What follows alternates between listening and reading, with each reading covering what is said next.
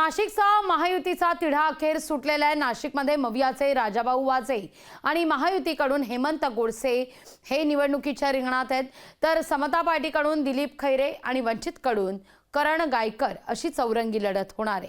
महायुतीचा उमेदवार जाहीर झाल्यानंतर मवियाचे उमेदवार राजाभाऊ वाजे यांच्याशी संवाद साधले आमचे प्रतिनिधी विकास काजळे यांनी। महायुतीकडनं आज हेमंत गोडसे यांचं नाव जाहीर झाल्यानंतर आज इगतपुरी तालुक्यामध्ये राजाभाऊ वाजे यांचे महाविकास आघाडीचे जे उमेदवार आहेत त्यांचा जोरदार प्रचार सुरू आहे आणि याबद्दल त्यांना नेमकं काय वाटतं हे आपण जाणून घेऊया।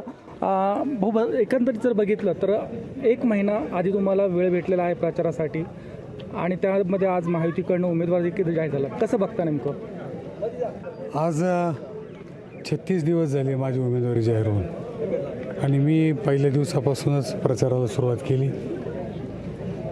महायुतीचे उमेदवार आज जाहीर झालेत, परंतु कोणीतरी जाहीर होणारच होतं आणि आज जाहीर झालेत, तर निवडणूक ही लढण्यासाठी आहे, त्याबद्दल मी त्याच्याकडे त्या हिशोबाने पाहतो। प्रत्येक उमेदवाराची त्याची स्वतःची ताकद असते।